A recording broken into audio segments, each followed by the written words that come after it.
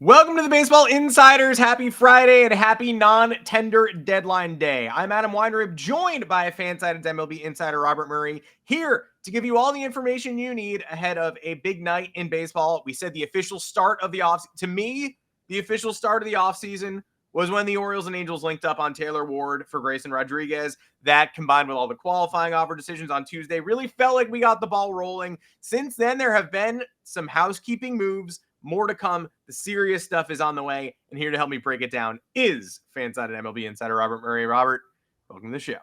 Hey, it's good to be here. Happy Friday. We finally got the Friday non-tender deadline. It was always an exciting time. It's got my phone more active than usual at this part of the offseason, but that is exactly why we're here, to break it all down. So I'm anxious to do that. I got Cooper sleeping at my feet. I'm sure Vias and Tatis MVP are also sleeping. So we got that going for them. Adam, good to be here with you. How you doing? I'm good. Wake up, everybody. If you are sleeping, it's Friday evening, but that means you need energy for the rest of the night. The night does not end here. The night goes far longer than this. So thank you for joining us. We appreciate it. Baseball Insiders now, again, 3 days a week, Monday, Wednesday, Friday, heading into the meat of the offseason. We are so excited to be here, taking your questions, taking your talking points, and keeping the conversation moving in the Discord before and after the show. There's a private Q&A with Robert Murray in there in the Rumor Mill tier at 3 p.m. every Thursday. Also, you can get your questions in before the show. Help us form our show, our outline. You can get in that Discord by becoming a member of the Baseball Insiders, hitting that join button below the YouTube video and following the links. That's how you get the Discord link. That's how you get more involved with us. You can read more from the Baseball Insiders on the Baseball Insiders feed on fansided.com. That's fansided.com/baseball-insiders, as well as the Moonshot, our weekly email newsletter featuring the works and rumblings of Robert Murray and the rest of the Fansided MLB team, and Eric Cole, our prospect guru, and weird shit for me. That's how you get it delivered directly to your inbox. So please do that as well. Subscribe there if you are not yet. Okay.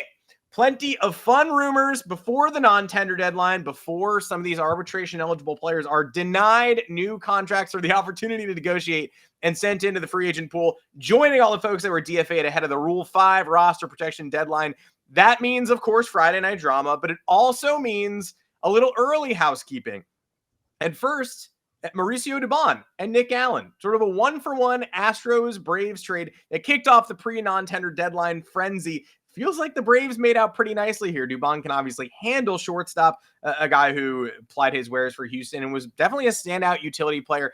San Francisco, Milwaukee, a guy who's been sort of a nice utility piece for years. I'm not sure what role the Braves plan to have him step into, though. So it feels like the Braves did well here to me, but how did this come together, and how does this change the Braves' next step? Like, Ha-Seong Kim, still a possibility? Or are we thinking we filled that need with Dubón and we'll move on to others? We know the Braves think highly of their roster. I'm curious what you think about the possible ripple effects here.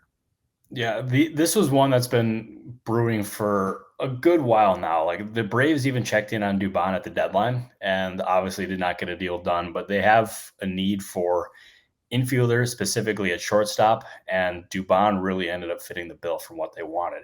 He's great defensively. He's got an okay bat, but a big part of this too, in addition to his versatility, is just how good of a human he is. He's going to fit seamlessly into that clubhouse. I was around Dubon. I wrote a feature on him when I was at the Athletic, and really got to know about his upbringing and just how he got to Major League Baseball. And it's a story of perseverance. And I think he's going to do great in Atlanta. But this does not rule him out for Ha-Seong Kim or any other free agent shortstop, or even trade, or on the trade market as well. They're going to continue looking. This is not the end of it by any means, but he's an option at shortstop. He's an option to play elsewhere. But this was a move that they just identified as a player that they really wanted. They got it done. And giving up Nick Allen in that deal, it was a good move by Atlanta, but there's extra motive here by Houston. It frees up room on the payroll for them to go out and get a starting pitcher or just upgrade the roster in general. By all indications, they're going to use the money saved from this deal and maybe any other deals that are done today to reinvest it back into the roster. And it seems like pitching is a real priority there for Houston. So that is a logic there. Obviously, it didn't, like, the talent-wise, it doesn't match up, but they're going to spend that money again. I would certainly believe that they will. And I will also say Atlanta, very much not done and not the only move of the week. They dominated the head between baseball insider shows. Atlanta definitely ran the show this week. Raisel Iglesias also comes home. He did not do much dallying in his decision to stick around with the Braves. One of the offseason's top relief chips. We had talked in previous shows like, yeah, there's some rumblings the relief market is moving. How much is it moving? We can't totally tell. The Dodgers interested in Iglesias. That's gone public. The Blue Jays, we know they had registered interest. There was a rumor, erroneous, that got shot down that they had made an offer. That does not appear to have been the case. But ultimately, Iglesias chooses to stay home. High profile, look, the highest profile closer in Edwin Diaz is still out there. But Iglesias definitely, I would rank him a notch above the Ryan Helsley, the Devin Williams tier after what Williams looked like last year. The fact that he's going to get paid this offseason, but perhaps as a setup man. Iglesias takes a big name off the board for closer hungry teams, and Atlanta gets that sense of continuity. He really picked it up in the second half as well. Yeah, that's a big part of this too. Is this was a decision that Alex Anthopoulos had in mind when he was coming up with his trade deadline strategy. Like, they did not sell off the major league roster hardly at all at the deadline, as I have Cooper kissing my leg. So I don't know if you guys can hear that, but that is an exclusive there with Cooper. He says hello. But Atlanta, they got interest in Iglesias, but elected not to move him because they wanted a chance at re-signing him. And like, yeah, there's always a chance that you trade a player and he wants to come back. But that's few and far between. And in Iglesias's case, he stayed in Atlanta. They made it clear that they were not going to move him. And he saw that loyalty. He had a better second half, and Atlanta really prioritized him. And when it came down to figuring out where he wanted to go this offseason, that stood out to him. And staying in Atlanta now, the Dodgers were interested, according to reports. The Jays never ended up making that offer. There was probably other teams involved in that as well.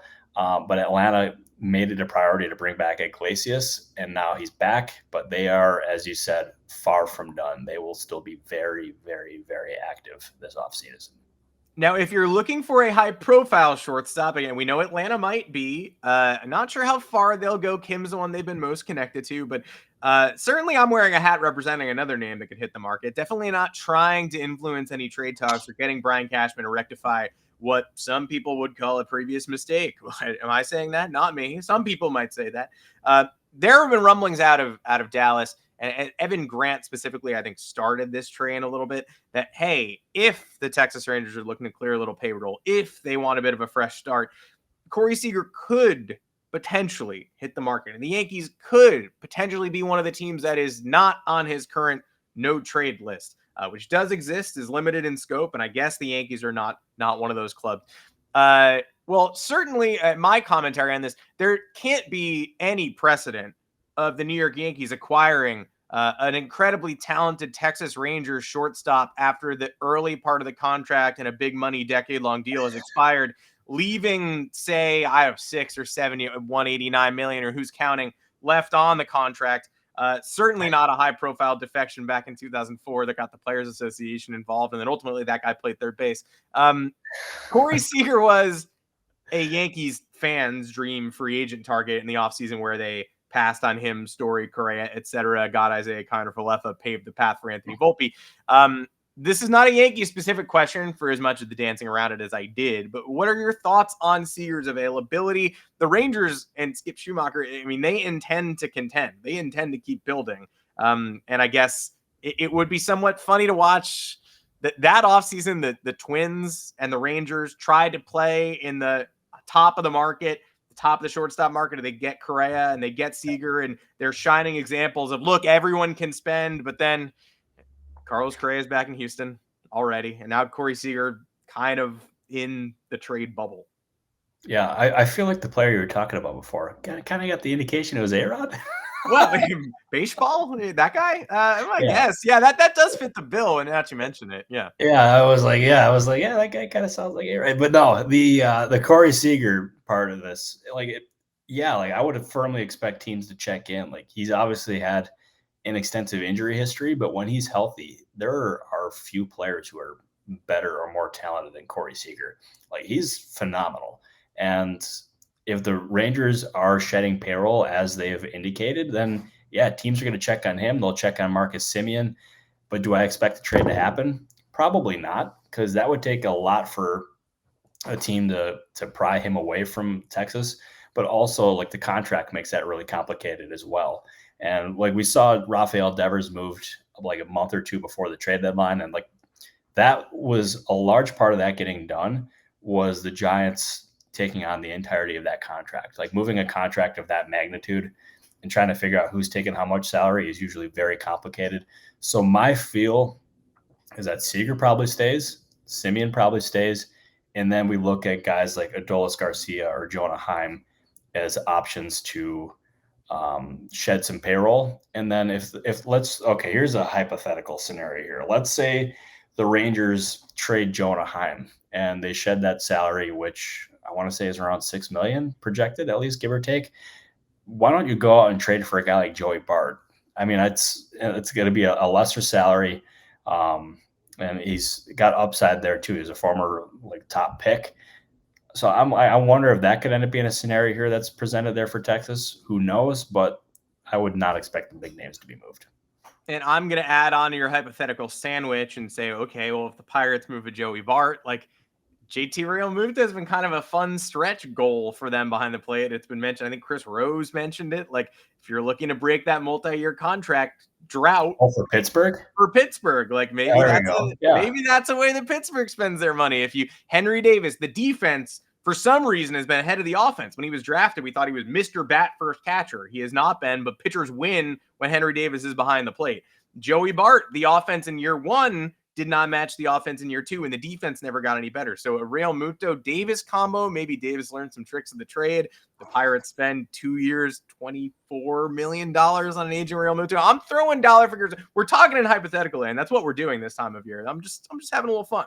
I would not hate that one bit. I think that'd be, because what that would do is the Pirates got a young team, and they need to learn how to win. They need to learn like what it's like being a major leaguer deep into the regular season and also into the postseason.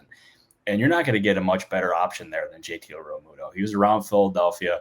He's a leader. Obviously very productive catcher, one of the best catchers of our recent generation here.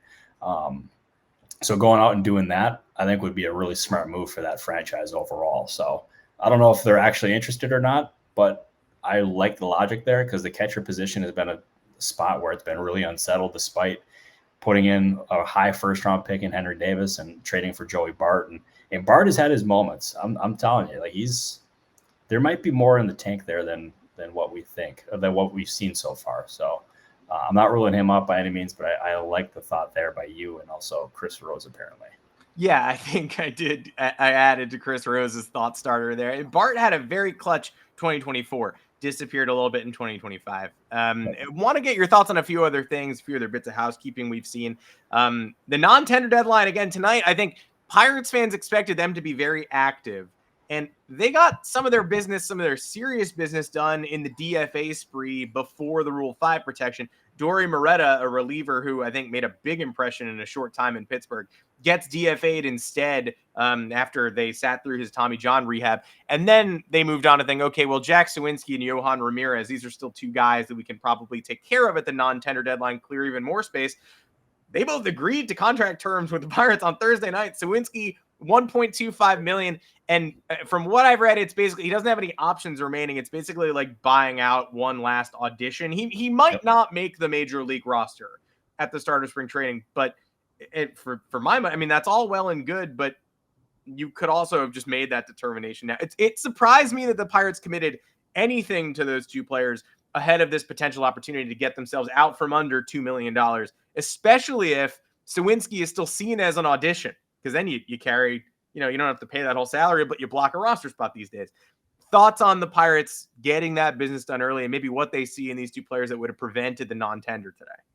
Yeah, there's fans of Suwinski in the organization, and he's shown it at the major league level. But that I remember. So here, I'm going to give you guys a behind the scenes look at how this was. I was driving to a haircut yesterday when I got the text about Suwinski, and I broke it mid haircut, and I knew it was going to get like some response. I didn't necessarily expect it to get like that kind of response. Like I feel like the hate, I don't know if that probably feels like too strong of a word, but the overall like dislike of that move really caught me off guard. It's at $1.25 million. Like it's not much money at all.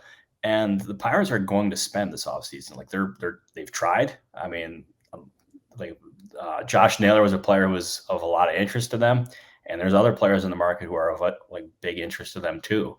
But this does not like prevent them from going out and spending. Like I saw people making fun, like, "Oh yeah, the Pirates are actually spending big." Like, hold your horses, there, people. They're going to be active in the market. Like, be patient. This is just housekeeping, and it keeps a player that they know that they've been around for years in place, and it does not even guarantee him a spot starting. I mean, if you can have him coming off the bench or whatever, I mean, that's not a bad thing at all.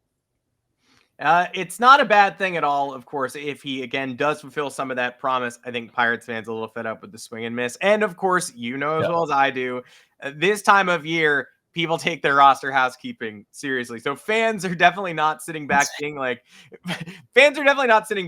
I sure hope we don't get rid of anyone. Like, fans are instead like, man, we got to start from scratch. Like 7 dudes, we got a non-tender. Fans are much more likely to do overkill than underkill here. Yeah, no, for sure. Like it's part of it. Like you're not going to have immediate big signings right away. Like when is the last time that we've seen like an actual like big free agent sign almost right away? Like Naylor, like excluding Naylor, because like that was an exception to the rule because he wanted to be in Seattle and Seattle wanted him back. Like that was seemingly almost destined to happen. But yeah, like be patient. That goes for Pirates fans and it goes for all sorts of different fan bases as well. And like I get the Pirates fans' frustration because you want your team to go out and spend, and you've heard it for years that they're going to be like better or they're going to try to get to the postseason. Like the postseason's the goal and you haven't gotten there. Like I get it, but please like be patient. We just got done with the GM meeting. We're not even at the winter meetings yet. So just relax, be patient, and just let the chips fall where they may, or chips fall where they lie. Chips fall where they may. I think. I don't know where they may. Okay, yeah. I was saying that. I'm like, wait a second here. No, I think that's right. Yeah, I mean, chips, they're on my shoulder. Look, a couple people talked to us about like, I wish there were more days like today, like the non-tender deadline, where there was just nonstop offseason movement, and I knew there were going to be 16 little bits of breaking news. And as a content creator, I absolutely do not wish that there were more days like that. These are like the scariest days. These are the ones that kind of eat into your offseason budget. Like you want to keep people engaged. You don't want nothing. You don't want it to be so dead that people tune out. But I definitely don't want fewer scary, flurry deadline days that then the aftermath of those is nothing happens at all for 2.5 weeks because people got all their business done already. No, for sure. And it's also like, yeah, you wish there's more days like this when people are about to lose their jobs. Yeah, I wish there were more days when Jack Sawinski could theoretically get fired. No, I don't want that. That's not good. No, me neither. Like, definitely don't want people getting fired or anything. But yeah, it's cool having all this movement, but just a reminder, like these guys are people. Like they're got feelings like us. They got families. And some of them who are about to get traded are going to have their entire lives and their families uprooted and go from one city to another. So let's keep that in mind. Let's have some grace and let's be kind to one another, because that in the end, kindness wins all. Last thing, while I have you, a couple of interesting Brian Cashman quotes last night. You thought we were going to get to the end of the show without me asking some Yankees questions. You thought wrong. You were crazy. And the Corey Seager A-Rod stuff was not enough for me. I demand more.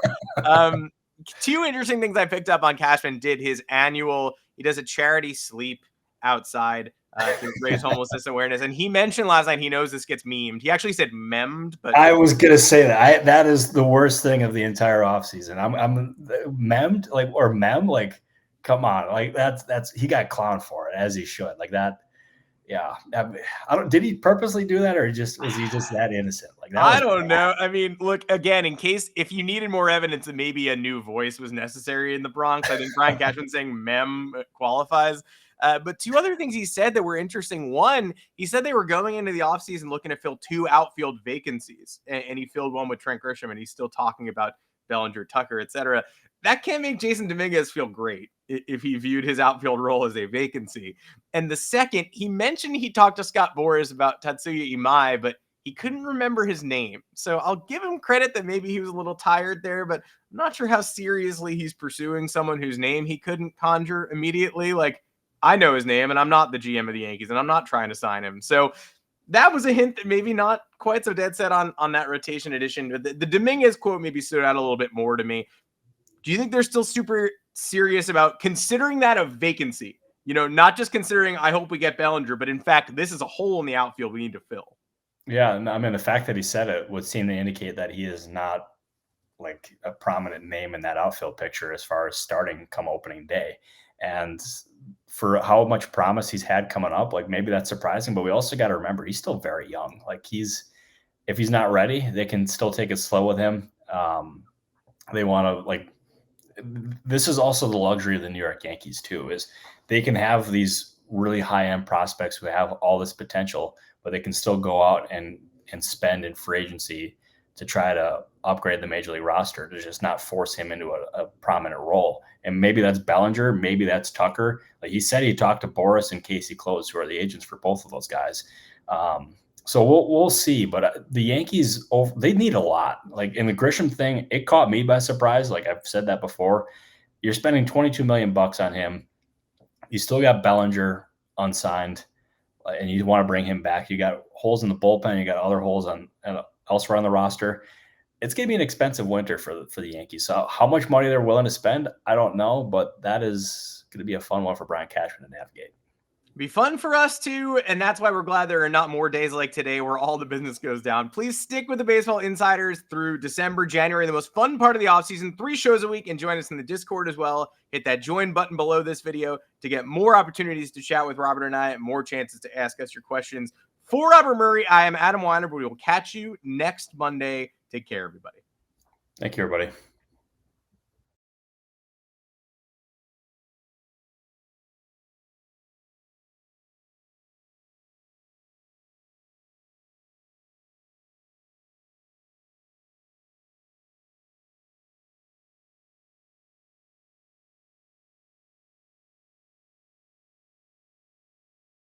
Thunder, and that's a wrap.